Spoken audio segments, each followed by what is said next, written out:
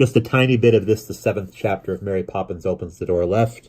We're at the inevitable part where the children have woken up and are telling Mary Poppins all about what she did, which she, of course, denies angrily. Fairy tales inside the crack? Humph. You'll have fairy tales inside the bathroom if I hear one more word. And the door locked, I promised you. Crack indeed. Cracked, more likely.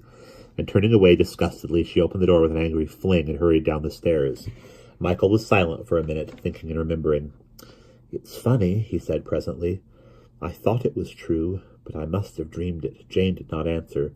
She had suddenly darted out of bed and was putting a chair against the toy cupboard. She climbed up quickly and seized the animals and ran across to Michael. Feel their feet, she whispered excitedly. He ran his hand over the pig's trotters. He felt the gray flannel hooves of Alfred the duck's webbed feet and Penny's paws. They're wet, he said with astonishment. Jane nodded. And look, she cried, snatching their slippers from under the beds and Mary Poppins' shoes from the boot box. The slippers were drenched and stained with dew, and on the soles of Mary Poppins' shoes were wet little broken blades of grass, the sort of thing you would expect to find on shoes that had danced all night in the park. Michael looked up at Jane and laughed. It wasn't a dream, then, he said happily. Jane shook her head, smiling. They sat together on Michael's bed, nodding knowingly at each other, saying in silence the secret things that could not be put into words.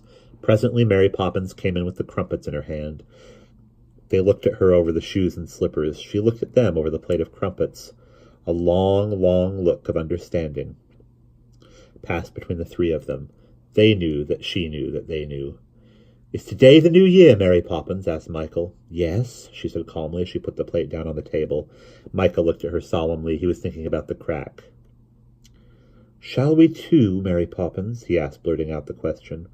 Shall you too what? She inquired with a sniff. Live happily ever afterward, he said eagerly. A smile, half sad, half tender, played faintly round her mouth. Perhaps, she said thoughtfully. It all depends.